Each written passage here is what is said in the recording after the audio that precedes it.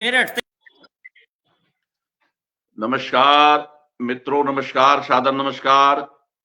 मैं Yashveer Bhati from greater Noida आपके समक्ष हूं। खटाना बुलेटिन समाचार चैनल लाइव सेशन जो एक पूरे देश भर में, देश दुनिया में आज एक ये लाइव प्रोग्राम पूरी दुनिया में जा रहा है।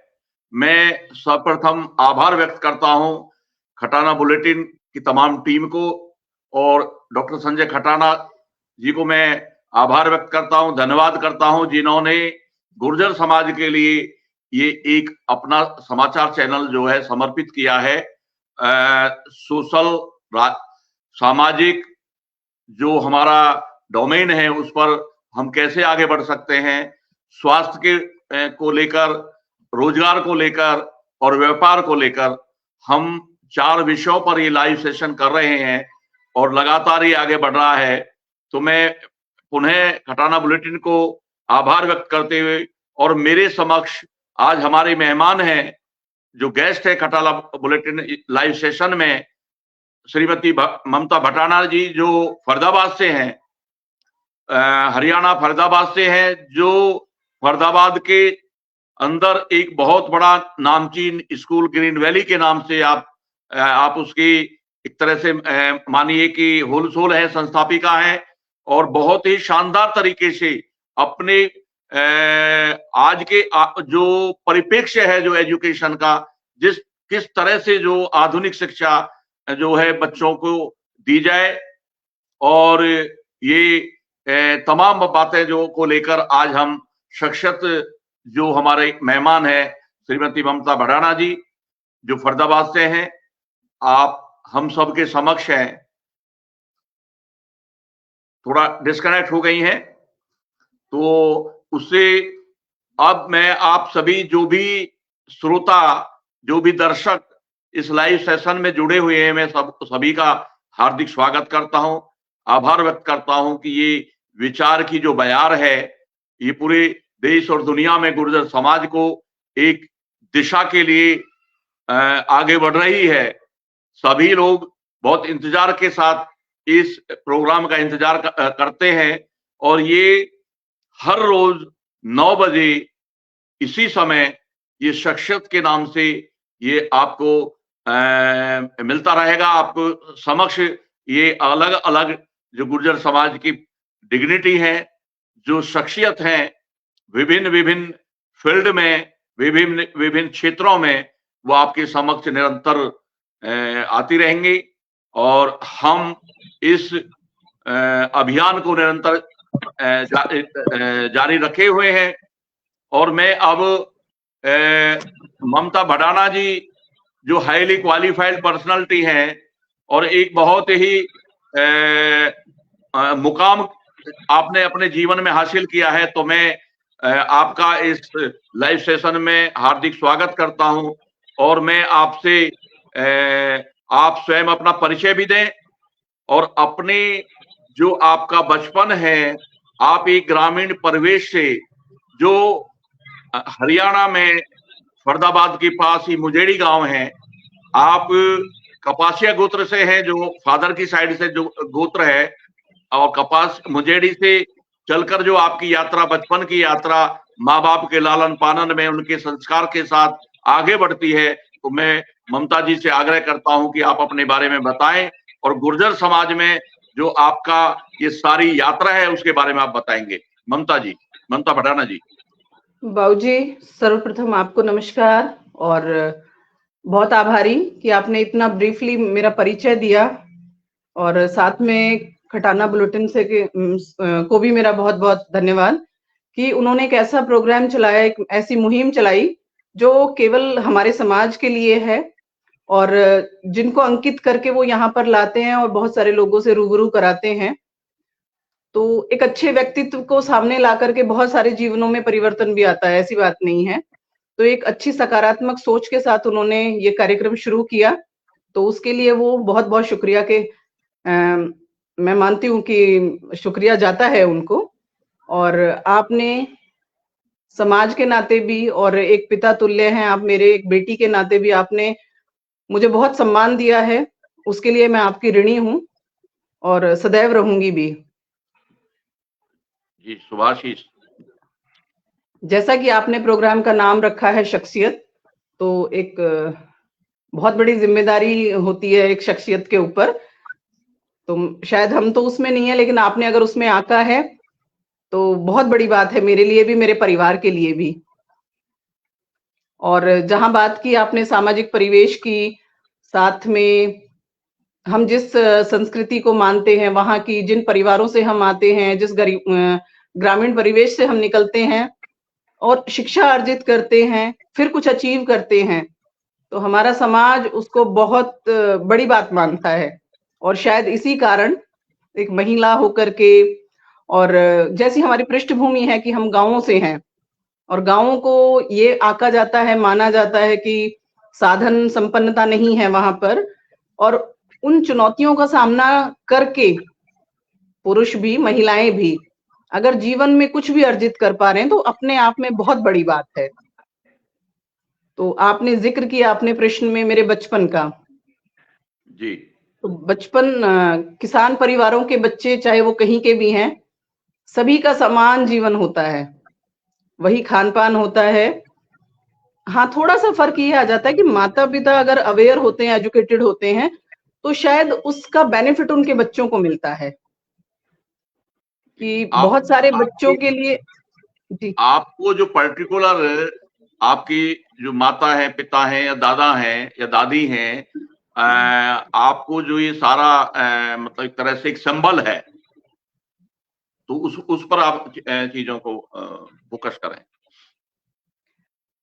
देखिए, शिक्षा कई तरीके की होती है। शिक्षा में प्रथम शिक्षा और प्रथम गुरु में जैसे कहते हैं कि प्रथम पाठशाला परिवार और प्रथम गुरु माता।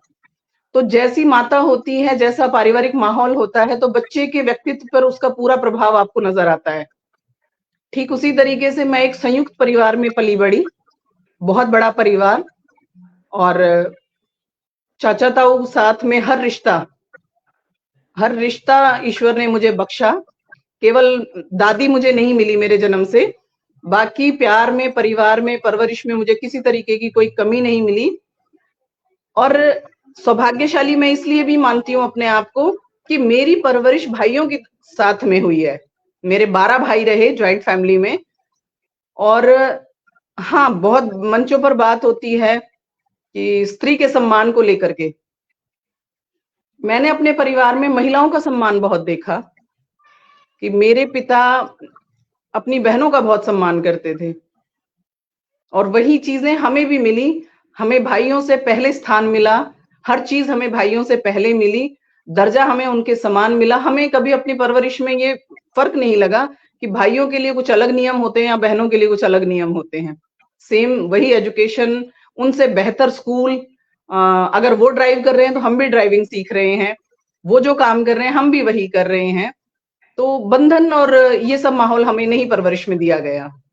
तो अच्छी एजुकेशन का ये भी एक कारण रहा।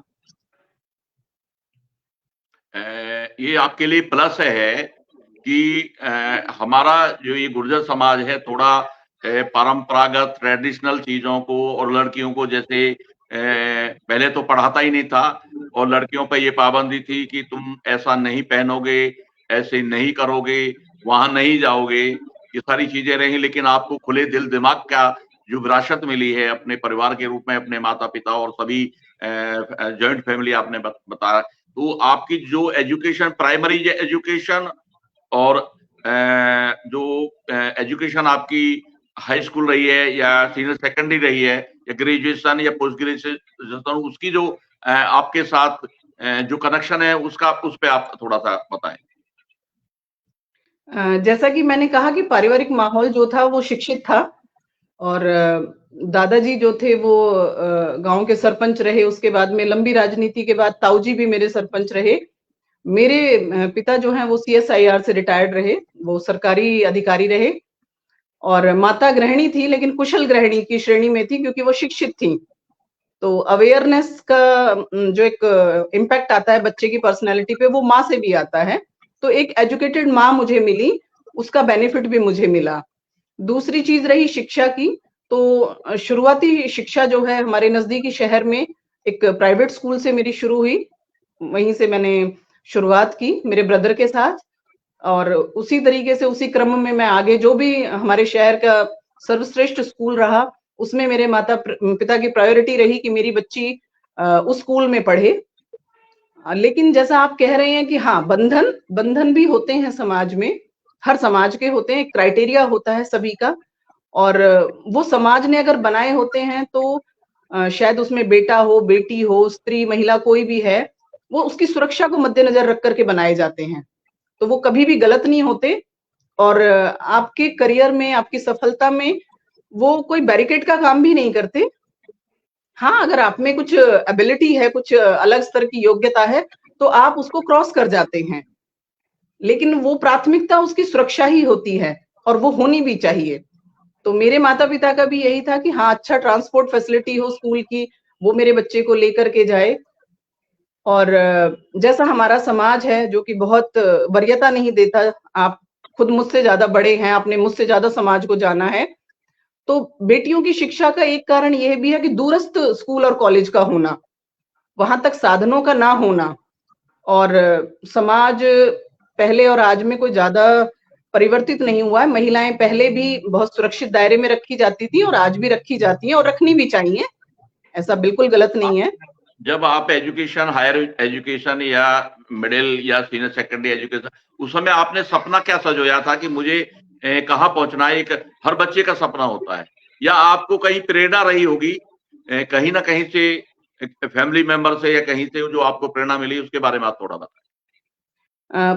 देखिए, महिलाओं के लिए आज भी और पहले भी अगर वो शिक्षिता बनती है, शिक्षा के किसी भी क्षेत्र में वो जुड़ती है, तो परिवार उसको सबसे सम्मान, परिवार नहीं समाज भी उसको सम्मान की दृष्टि से देखता है।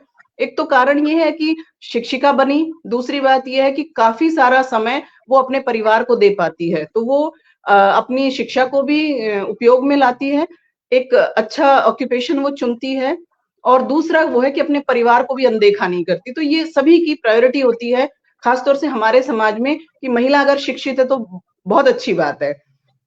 दूसरा, जब मैं 9th में थी तो मेरी नानी ने एक बार बोला कि मास्टरनी बनना है। जी। तो उस टाइम पर बड़ा था कि हाँ, आप जेबीटी करें और आप बीएड करें, तो आप लड़की है भाई, मास्टरनी बनती है, टीचर बनती है, तो उसने शायद सबसे बड़ा पद हासिल कर लिया है। क्योंकि सीमित दायरों में सपने भी छोटे ही होते हैं, और ये सपना सबसे बड़ा माना जाता है कि आप बहुत इन्वेस्ट नहीं कर रहे हैं, आपकी बच्ची बहुत दूर जाकर के कहीं हॉस्टल में रह करके स्टडी नहीं कर रही है, और फैमिली को बहुत अच्छा अमाउंट भी उसके एजुकेशन पर नहीं लगाना पड़ रहा है, वो शादी के लिए ज्यादा सोचते हैं, तो वो पैसा भी उनका बचता है, और वो आराम से अपनी मेहनत पर और टीचिंग प्रोफेशन में वो चली जाए, तो वहां तक का सपना सभी का होता है। उसके बाद में आर्कोलॉजिस्ट के मैंने सोचा कि मुझे आर्कोलॉजिस्ट बनना है, लेकिन वही फिर बात आ गई कि हाँ, पूना यूनिवर्सिटी से कोर्स था, तो फादर साहब ने असहमति बताई कि इतनी दूर नहीं भेजेंगे हम। उसके बाद में फिर ग्रेजुएशन की, वहीं से फिर मैंने मास्टर्स किया, और हाँ, ये जरूर मैंने कहा कि मास्टर्स से पहले मैं शादी नहीं करूंगी, पापा मुझे पढ़ना है। तो उन्होंने उस चीज का सम्मान भी किया कि अगर उनसे ज्यादा, मेरे माता पिता से ज्यादा अगर क्रेडिट जाता है तो मेरे ताऊजी को जाता है, कि उन्होंने बहुत सपोर्ट किया कि वो पढ़ना चाहती है, तो जब तक वो कह रही है सबसे पहले उसकी एजुकेशन कंप्लीट करेंगे, देन हम शादी का सोचेंगे।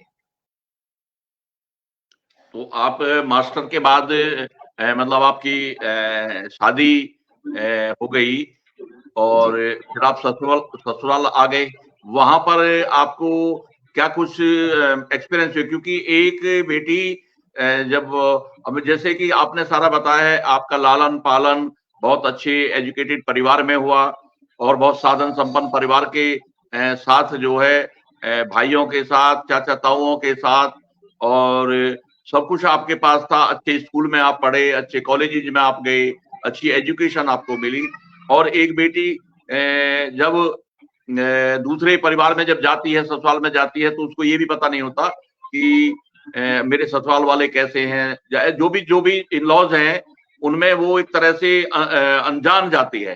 तो आपको ये सारी चीजें जो है किस तरह से आपके एक्सपीरियंस रहे, और आगे बढ़ने के लिए जो एक मतलब ये मानिए कि आप शादी तक माँ बाप और उन सबका सब कुछ आपके साथ रहा, उसके बाद ससुराल पक्ष में जाके आपको इस जहां आप आज खड़े हैं उसमें जो सिंबल है, उस जो सपोर्ट है, उसके बारे में आप बताएंगे। जी, ये बहुत अच्छा क्वेश्चन है। और हमारे समाज की ज्यादातर बेटियां हैं जो, ये उनकी लाइफ में बहुत असर करता है ये क्वेश्चन। माँ बाप बहुत अच्छी शिक्षा देते हैं, लेकिन वो शिक्षा प्रारंभिक शिक्षा में ही आती है। उसके बाद का जीवन और उसकी जर्नी जो है वो बिल्कुल चेंज हो जाती है। मैं ये कहती हूँ कि बेटी का शादी के बाद, वो किसी भी समाज की बेटी है, उसका रिबॉर्न होता है, दूसरा जन्म होता है। और कुछ नहीं कहा जा सकता कि उसके बाद का जीवन, क्योंकि उसमें सभी कुछ परिवर्तित होने वाला है। एक जीवन साथी आपके जीवन में आ रहा है, जिम्मेदारियां आपके साथ आ रही हैं, एक परिवार और नए रिश्ते और नए नाम के साथ आपके साथ जुड़ रहे हैं।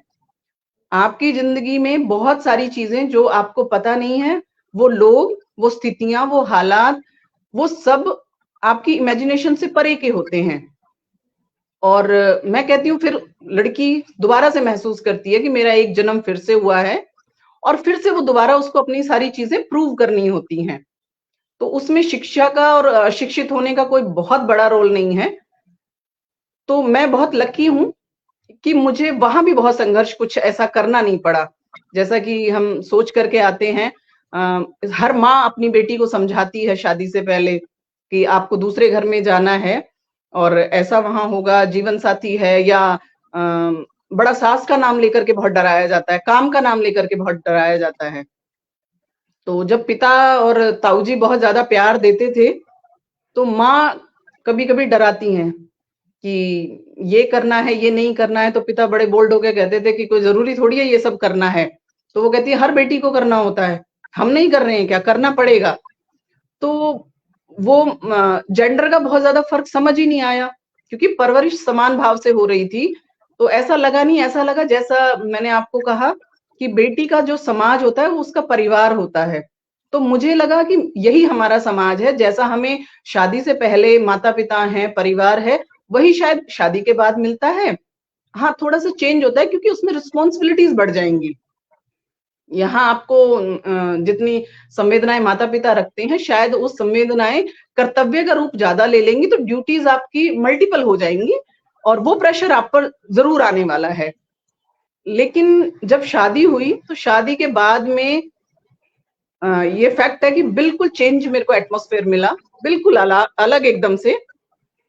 तो मैंने उसको भी उतने ही आनंद से एक्सेप्ट किया कि ये रिश्ते होते हैं, इनके नाम ये होते हैं और दायित्व इसमें सबसे पहले आएगा। और परिवार ने ये कहा कि हाँ, आगे पढ़ना है तो पढ़ाया जाएगा और आप जो करना चाहते हैं करें। मेरे सास ससुर की मैं बहुत आभारी हूँ कि उन्होंने अपनी बेटियों से ज्यादा प्यार मुझे दिया। अगर मैं एग्जाम देने जा रही हूँ तो नाश्ता मेरी मदर इन लॉ बना रही हैं, मेरे ससुर जी उससे पहले रेडी हैं, मेरा बच्चा अपने साथ कैरी कर रही हैं, एग्जाम में भी वो मेरे साथ जा रही हैं। बड़ी बात है, तो बड़ी माँ बात तो मेरी जन्म दिया है उन्होंने, वो तो उन्होंने इतना टाइम 20 इयर्स मेरे साथ स्पेंड किया, वो अपनी ड्यूटीज निभा रही थी। तो मुझे लग रहा था ये हर माँ करती है। लेकिन जब आप धर्म की माँ के साथ जुड़ते हैं और जब वो आपके लिए प्यार और जिम्मेदारियों को साथ निभाती है, तो फिर आप अपने आप को बहुत ज्यादा, मैं कहूंगी, ईश्वर की अनुकंपा मुझे माननी चाहिए, समझनी चाहिए कि आपके लिए ये आशीर्वाद होता है। तो वो बहुत अच्छे दिल के दिमाग के लोग मुझे मिले और जीवन साथी के रूप में भी उन्होंने इतने ही संस्कार अपने बच्चे में दे रखे थे कि उनको भी इतनी पता थी कि अगर मेरे जीवन में मेरी जीवन संगनी अगर आ रही है तो उसके लिए मुझे किस तरीके से प्लेटफॉर्म रेडी करना होगा। हम देखते हैं समाज में सभी चाहते हैं कि जीवन साथी मुझे शिक्षित मिले, संस्कारी भी मिले साथ में। तो कहना एक अलग होता है, लेकिन अगर वो संस्कारों से जुड़े हुए मिलते हैं तो जीवन सुगम हो जाता है। और जो सक्सेस आप कह रहे हो, उस सफर को जो तय हम करते हैं दोनों मिलकर के, वो आसान जरूर हो जाता है, तो मंजिल थोड़ी जल्दी मिल जाती है। तो ये एक जो है जो दूसरी आपके शादी के बाद की जो पारी है, या एक जो आप कह रहे हो कि एक दूसरा जन्म है, तो आपको जैसे आमतौर पे देखा जा रहा है, देखा गया है कि समाज की सोच, परिवारों की सोच बहुत जगह दकियानूसी होती है और कहते हैं टिपिकल सास मिल गई, टिपिकल ये हो गया, ससुराल हो गई। लेकिन आपको सहज भाव के लोग और खुले दिल और दिमाग के ससुराल, सास ससुर और सारा पूरा परिवार, आपके हस्बैंड और जो भी आपके ससुराल के पक्ष में है, वो आपको फिर ऐसे ही सपोर्ट और सिंबल हो गया कि जिससे आपकी और हिम्मत जो है उसमें 4 चांद लग गए, आपकी योग्यता में 4 चांद लग गए, आपके हुनर में 4 चांद लग गए। तो ये एक बड़ी बात है, ये आपका निसंदेह प्लस पॉइंट है, आपका सौभाग्य है।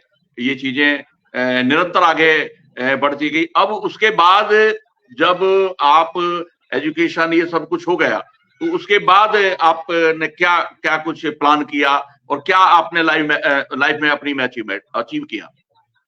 मेरी पहली कोशिश यही थी कि मुझे किसी कॉलेज में प्रोफेसर बनना है और उसी के लिए मैं एजुकेशन अपना कंप्लीट कर रही थी। फिर उसमें मैंने शादी हुई, तो शादी के बाद में जैसे मैंने आपसे कहा, जीवन में परिवर्तन आता है और आपका खुद का परिवार भी बढ़ता है। तो मेरी शादी के जस्ट बाद 1 डेढ़ साल के बाद में मेरे फादर इन लॉ, मेरे ससुर जी हैं, उनको मेजर अटैक आया बहुत। और 1 साल ही मैंने शादी के बाद अपनी एजुकेशन को गैप किया और उसके बाद में मैंने उसको रिकंटिन्यू किया। मैंने उसमें डबल एमए किया और बीएड भी किया आफ्टर मैरिज ही। लेकिन मेरे ससुर जी जो थे, उनको हार्ट प्रॉब्लम थी बहुत ज्यादा। तो पहली प्रायोरिटी मेरी यही रही कि मुझे उनको बहुत ध्यान देना है, टेक केयर करना है। तो उनके लिए मैंने एक स्पेशल टाइम कि सबसे पहले मेरा अगर छोटा बच्चा भी है, तो मेरे छोटे के बच्चे के साथ साथ में वो भी मेरे लिए उतने ही छोटे बच्चे हैं, उनकी देखभाल सबसे पहले जरूरी है। तो परिवार दोनों समृद्ध थे, यहाँ भी कोई आर्थिक रूप से किसी तरीके की कोई कठिनाई तो थी नहीं। और एजुकेशन ये है कि आप लंबे समय तक पढ़ते हो, तो वो एक आपके जीवन का एक दिनचर्या का भाग होता है। तो पढ़ाई मुझे साथ के साथ चल ही रही थी, तो वहां भी मैं बिजी थी, व्यस्त थी। मुझे ऐसा नहीं लग रहा था कि शादी के बाद मुझसे कुछ छीन लिया गया है। क्यों? क्योंकि जब बेटी के तौर पर आप कॉलेज से आ रहे हो, तो 4 काम तब भी आप अपने घर में करते हो। ठीक उसी तरह मैं वहां भी अपने काम करती थी और पढ़ाई भी मेरी चल रही थी। और घर में अगर सम्मान और प्यार आपको मिल रहा था, तो कर्तव्य भी इतने कोई टफ नहीं लग रहे थे कि आप पे कुछ थोपा जा रहा है, मतलब। तो वो भी मैं इजीली कर पा रही थी। फिर उसके बाद में मैंने अपनी एजुकेशन को कंटिन्यू किया और फैमिली को कंप्लीट किया। उसके बाद में ये लगा कि जॉब के साथ में चीजें मैनेज करना मुश्किल होगा। बुजुर्ग माता पिता भी हैं साथ में और मेरे हस्बैंड भी स्टडी कर रहे थे मेरे साथ में ही। और उसके बाद में उनका पहले मेरी शादी के टाइम पर ही उनका सिलेक्शन हो गया था सेंट्रल स्कूल में, लेक्चरर के लिए, हिस्ट्री लेक्चरर के लिए। लेकिन फैमिली की वजह से ही हमने वो जॉब जो है एक्सेप्ट नहीं की। मेरे mother in law, father in law ने यही कहा कि फैमिली बिजनेस भी है और कुछ और जॉब देखते हैं, अब ये ट्रांसफर बार बार होते रहे, फैमिली से आप दूर रहो, तो इस तरह के अर्निंग सोर्सेज का भी कोई ज्यादा नहीं लगता कि कोई फायदेमंद है, कुछ और देखते हैं। तो लाइफ अपना ठीक है एंजॉय कर रहे थे, पूरा परिवार साथ था, तो इतना ज्यादा कोई डिफिकल्टीज थी नहीं। बस हम अपनी एजुकेशन और उनके बच्चों की तरह ही अपना जीवन चल रहा था। दोनों ने अपनी एजुकेशन को कंप्लीट किया। देन मैंने ये डिसाइड किया कि हाँ, फिर स्कूल अगर ओपन कर लें तो फिर कैसा रहे। तो ये मेरे ख्याल ससुर आपके जी ने हमेशा ये ख्याल आपके अंदर आया कि क्यों ना हम कोई स्कूल मतलब बना लें या स्कूल खोल लें? नहीं, एक्चुअली ऐसा भी नहीं था। मेरे बच्चा जब प्ले स्कूल गया, तो मेरी सिस्टर इन लॉ है, उनके बच्चे भी स्कूल जा रहे थे। तो जब उनकी स्कूलिंग जैसे शुरू हुई, तो मैं होमवर्क कराती थी उनका। तो प्राइमरी स्टेज में मुझे बहुत सारी मिस्टेक्स लग रही थी कि मतलब बच्चे को इस तरीके से पढ़ाना चाहिए, यहाँ स्कूल में इस तरह की कुछ चीजें हैं। और यहाँ इन्होंने जैसे सिंगल केजी की हुई है, अकॉर्डिंग टू एज ऐसा नहीं होना चाहिए। इसमें मतलब लोअर किंडरगार्टन के साथ में फिर अपर केजी ऐसे इस तरह होना चाहिए। फिर मैंने इनको बोला कि मैं, छोटे बच्चे भी हैं मेरे, इन लॉज भी हैं, तो क्यों ना मैं स्कूल डिसाइड कर लूं। तो इन्होंने कहा कि जैसा आपको ठीक लगे। तो मेरे ससुर जी हमेशा एक लाइन मेरे बारे में बोलते, जब भी मैं उनसे किसी चीज की परमिशन लेती, कुछ डिस्कस करती, कुछ बोलती, कि जो करेगी वो अच्छा ही करेगी। और वंडरफुल। मेरी मदर इन लॉ कभी कहती हैं कि वो ऐसा कुछ कह रही है, ऐसा करना है, तो वो बोलते, वो जो कह रही है वो ठीक ही कह रही है, वो जो कर रही है वो ठीक ही कर रही है। बड़ी बात तो है, बड़ी इस बात। लाइन ने मुझे बहुत सपोर्ट किया जीवन में। तो आप फिर जो है स्कूलिंग मतलब अपना खुद का इंस्टीट्यूशन, अपना स्कूल के लिए जो है आपने कमर कस ली और उसकी शुरुआत भी कर दी। हाँ तो जी, अब मैंने शुरुआत की और जी, सेकंड सेशन ही आया था। उस सेकंड जी, सेशन में मुझे बहुत अच्छा रिस्पांस मिला जी, और एक फंक्शन में ऐसे ही अनाउंस हुआ और जो गेस्ट आए हुए थे उन्होंने बहुत अच्छी बातें, जैसे आपने मेरे बारे में सकारात्मक बातें बोली, तो उन्होंने मंच पे बहुत अच्छी सकारात्मक बातें बोली और बोला कि शिक्षा में अच्छा करेंगी और बच्चों के लिए बहुत अच्छा मार्गदर्शन भी करेंगी ये। और अभी अब इस जी जो अभी अभी जो आपका स्कूल है ग्रीन वैली, और ये अब जो है कितने मतलब ये समझो कि कितने एकड़ हेक्टेयर में है, और वो कितने बच्चे हैं उसमें, और क्या क्या उसमें सब्जेक्ट या फैकल्टी जो भी हैं, उसमें थोड़ा सा आप बताइए। क्योंकि आपका मैं जो सुन पा रहा हूँ और आपसे जो बातें कर रहा हूँ उसमें मतलब आदमी का जीवन चला जाता है और कुछ बहुत कुछ नहीं खड़ा कर पाता, लेकिन आप इजीली मतलब ऐसे कह रहे हैं कि जैसे आपने, होता है ना कि एक आदमी स्पर्श करते ही उसमें एक जादू हो गया। तो वो आपकी सहजता, आपकी योग्यता, आपका हुनर, आपके इस सहज सरल स्वभाव और बातों से लग रहा है कि जैसे आपने एक बहुत इजी कर दिया हो।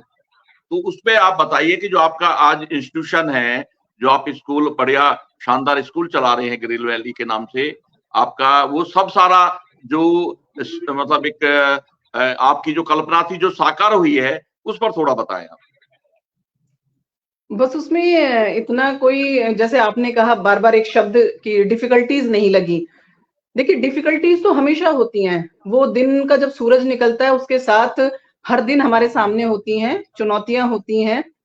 और जब आपके जीवन में आपके परिवार के अलावा कोई भी बाहरी इंसान जब आता है, तो वो कुछ ना कुछ सबब ही देकर के जाता है, सिखा कर जाता है, परेशानियों के साथ भी आता है, चुनौतियों के साथ भी आता है। आपको उसके लिए कुछ ना कुछ प्रयास तो अवश्य ही करना होता है। लेकिन जब आपके अपने चारों तरफ से आपके साथ होते हैं, चाहे वो आपको फाइनेंशियली सपोर्ट नहीं कर रहे हैं, कोई इश्यू नहीं है, चाहे वो आपके काम में आपको सपोर्ट नहीं कर रहे हैं, कोई फर्क नहीं पड़ता। लेकिन हाँ, अगर आपके रिलेशंस, आपके बॉन्ड उन लोगों के साथ बहुत अच्छे हैं और दूसरी बात आपके अपने हस्बैंड वाइफ के बॉन्ड बहुत अच्छे हैं, तो वो परेशानियां मेरे हिसाब से नहीं होती, वो आपके काम का एक हिस्सा होती हैं। वो आपको इजीली सॉल्व करनी होती है और आप दिन के साथ में वो काम शुरू करते हो, शाम तक उसको फिनिश करते हो, अगले दिन के लिए अपने आप को प्रिपेयर करते हो। तो ऐसा भी नहीं है कि चुनौतियां नहीं आती, चुनौतियां तो सबके जीवन में है और वो आनी भी चाहिए और आती भी हैं। तो आई, मेरे जीवन में भी आई, ऐसी बात नहीं। अगर मैं माँ हूँ तो माँ वाले चैलेंजेस भी आए हैं, पत्नी हूं तो पत्नी के तौर पर भी आए हैं। और जब आप अपनी इच्छाओं को मारते हो और दूसरों के अनुसार अपने जीवन को अच्छा कहने के लिए लगा देते हो, तो उस अच्छे को ऐसे ही नहीं कोई भी अच्छा कहता, अच्छा ऐसे ही एक्सेप्ट नहीं किया जाता, उसमें परेशानियां बहुत ज्यादा होती हैं। नहीं, तो मैं अपने आपके लिए तो फोकस, आपके जो इंस्टीट्यूशन है, जो आपका स्कूल है, जी उसकी बात मैं आपसे जानना हाँ, चाह मैं रहा उसी हूँ। पे आ रही थी। तो उसमें हमने पहले प्राइमरी शुरू किया और अभी फरीदाबाद में जैसे 3 ब्रांचेज हैं हमारी, तो प्लेवे भी है उसमें और उसमें मिडिल स्कूल भी है और सीनियर सेकेंडरी भी है। अ, उसमें 10+2 है और ऑल स्ट्रीम्स वी हैव, मतलब मेडिकल, नॉन मेडिकल, ह्यूमैनिटी और जी, कॉमर्स है उसमें। और वो 10+2 है, सीनियर सेकेंडरी जिसको कहते हैं, और जी, सीबीएसई से एफिलेटेड है। जी, बड़ी बात। स्ट्रेंथ अच्छी है, नो डाउट। और अभी अच्छी तो हर दिन है, क्योंकि हमारे पास तो हर साल नए रिजल्ट बच्चे आते हैं। रिजल्ट रिजल्ट के बारे में थोड़ा सा बताएं आप। जी जी, रिजल्ट अच्छा स्कूल का लास्ट टाइम पर मेडिकल का 96% रहा। तो अभी कोशिश कर रहे हैं और अपने आसपास के क्षेत्र में अगर लोग आपको अच्छे अनुशासित स्कूल में काउंट कर रहे हैं, तो सबसे पहली बात यही होती है स्कूल का अनुशासन, तो वहाँ मुझे अच्छे रिमार्क मिलते हैं।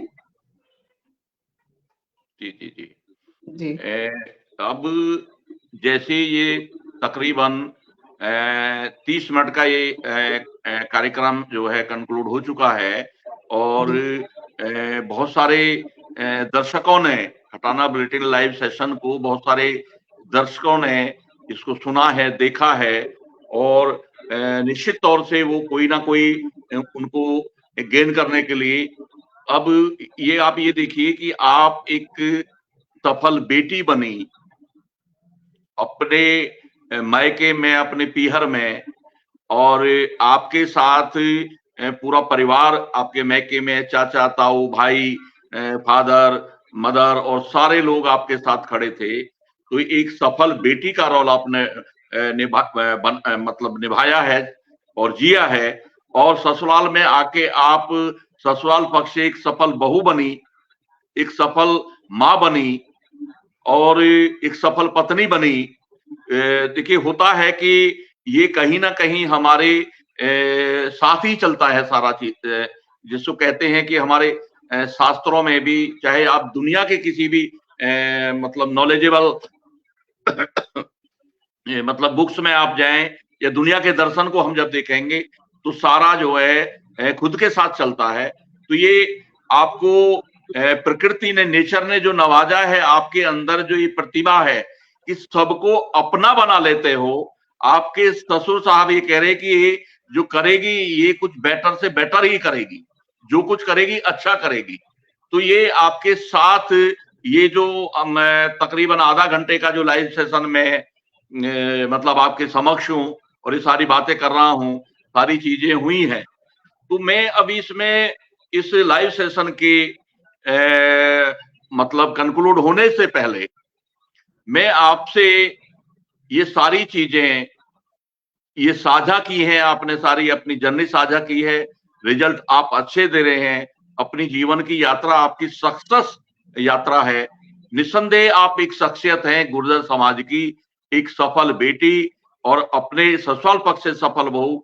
और जब आप एजुकेशन के फील्ड में आप आए हैं और अपना खुद का एक निजी संस्थान आपने डेवलप किया है और उसकी ब्रांचेज जो है आप 3 ब्रांचेज आज बता रहे हैं। अब आपका जो आगे की जो उड़ान है, पंछी उड़ा है तो और वो लगातार उड़ रहा है, आपकी जो और उड़ान है या आपका जो लक्ष्य है वो क्या है? ये मैं संदेश से पहले आपसे जानना चाहता हूँ। जी, देखिए, जैसे आज भी अगर मैं कहूँ एजुकेशन और महिला शिक्षा की बात हर मंच पर हो रही है, आपने भी शायद उसी को मद्देनजर रखते हुए मुझे यहाँ बुलाया है, क्योंकि महिला की शिक्षा कहीं ना कहीं डिफिकल्ट हो जाती है, कई जगह पर उसको चुनौतियां होती हैं, वो छूट जाती है। और आंकड़े भी उठाएं तो जब हम देखते हैं कि कितने परसेंट बॉयज एंड गर्ल्स में किस स्तर पर आकर के एजुकेशन जो छोड़ी है, तो 10th के बाद ज्यादातर लड़कियां, 12th के बाद ज्यादातर लड़कियां हैं। एक बहुत बड़ा हम कहें लड़कियों और लड़कों में एक रेशो आता है जहां पर 12th के बाद में ज्यादातर लड़कियां एजुकेशन छोड़ देती हैं। और जिस टाइम की आप बात कर रहे हैं, वहां गांवों से निकलकर सिटी तक जाना और हायर एजुकेशन के लिए जाना बहुत बड़ी बात थी।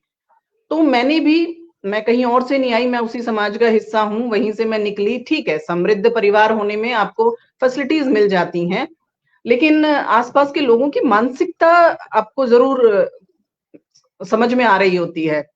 तो जब मैं स्कूल मैंने किया, वहां तक मुझे बहुत ज्यादा डिफरेंस नजर नहीं आया, लेकिन जब कॉलेज में मैं आई तो कॉलेज को लेकर के खास तौर से महिलाएं कि मतलब इतना पढ़ाने की क्या जरूरत है, मतलब इतना पढ़ा करके इसको क्या करेंगे, या ड्राइव करती है वो बाप साथ में बैठता है, बेटी ड्राइव करती है, गाड़ी ड्राइव कर रही है, बाइक ड्राइव कर रही है, इतनी फ्रीडम क्यों देनी है। और ये सारी चीजें मैंने तो सामने से नहीं सुनी, लेकिन वो फैमिली में कहीं से आती हैं। मदर है मेरी, ताई जी कहीं से ओवरहियर किया उन्होंने, तो वो कहते थे लड़की होकर के ज्यादा आजादी दे रहे हैं, या चाचा ताऊ हैं साथ में। मैं तो आपसे वो आपका जी जो आगे का लक्ष्य है वो जानना चाह रहा हूँ। हाँ कि जी, आपकी तो उड़ान क्या उसमें है? मुझे उड़ान क्या है? यही लगा कि एजुकेशन जो है वो लड़की की बहुत ज्यादा दिक्कत करती है, उसको रोका जाता है। तो गर्ल एजुकेशन मेरे माइंड में सेट था, अगर मुझे कुछ करना है तो गर्ल एजुकेशन के लिए करना है। नहीं, अब आगे आगे क्या प्लान किया आपने? हाँ जी, ये तो तो सेट है, इसमें लेकिन मैंने आगे जब क्या स्कूल प्लान? किया तो मेनली यही था कि लड़कियों के लिए मैंने एजुकेशन में ये कहा था कि फ्री एडमिशन है गर्ल्स के लिए, लड़कियां जो भी हैं वो फ्री एडमिशन ले। और बाद में मेरी कोशिश ये है कि एक बहुत अच्छी स्ट्रेंथ होने के बाद में गर्ल्स के लिए स्पेशल विंग मैं बनाऊं, और उसमें जैसे कि कोचिंग नहीं पेरेंट अफोर्ड कर पाते हैं या दोबारा फिर से नहीं सोच पाते हैं कि भाई मुझे अब स्कूल के बाद में बेटी को कहीं किसी स्किल के लिए दोबारा से भेजना पड़ेगा। तो हमारी कोशिश है कि हम स्किल बेस्ड एजुकेशन, जैसे एनईपीपी अभी अनाउंस हुई है, तो हम कुछ एक्स्ट्रा क्लासेस भी उसमें एड ऑन करें लड़कियों के लिए। दूसरी बात ये है कि डिपेंड ऑन लक, कि अगर अच्छा कुछ कर पाते हैं तो कुछ डिग्री कोर्सेज मेरा मन है कि डिग्री कोर्सेज हम लेकर के आए, और जी। स्किल से रिलेटेड हों वो, कि बेटियां अगर बहुत कम पैसा भी उन पे लगाया जाए, लेकिन उसके इन्वेस्टमेंट के बाद में वो अपने पैरों पर खड़ी हो सके। तो वहां भी मैं थोड़ा सा सोच रही हूँ, मेरी बात चल रही है। तो आपका आशीर्वाद रहे तो उसमें गर्ल एजुकेशन के लिए स्पेशली मेरा मन है कुछ और बेहतर करने का।